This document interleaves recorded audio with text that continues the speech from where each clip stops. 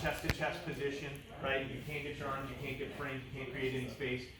Putting your butterfly hook in, that jailbreak hook, is a great way to get underneath people, but you'll find that the more smashy people are, the more they're going to be able to squish that because their body is across, right? If Chris is on top of me here, and I get my butterfly hook in, and he starts moving across me here, that butterfly hook is going to die real quick, right? So as soon as I get my jailbreak in, I have to get underneath him in order to control any hip, right?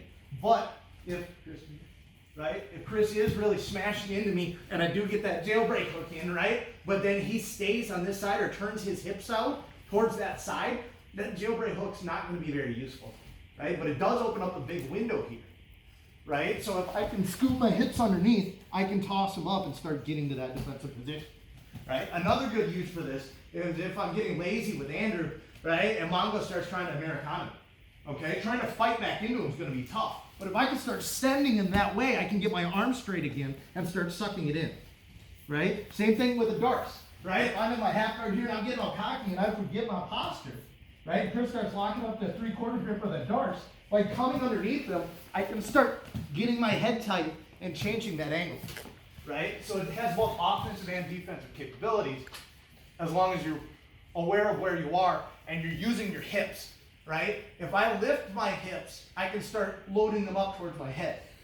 Our urge usually when we want to lift is to put our feet on the ground. And that's when we give up the next position, right? Whether it be side control or mount. So I got to make sure that if I'm going to go to deep half, I'm lifting my hips up as high as I can as I'm pulling them up towards my head, right? And then I should be able to rotate under. Cool? So we got a couple more minutes here. I want you guys just to get as many reps as you can, just getting to the position. If you want to finish the sweep, that's fine. All right, but get to that position. Person on top, try to give them some different looks. A guillotine, darts, 3/4 grip, Americana, whatever it is, right? So that they can kind of feel, okay, I lost one of my arms, right? Or I might be a little choked on there, but if I can get underneath there, I can start extracting and stay safe. All right, 1, 2, 3.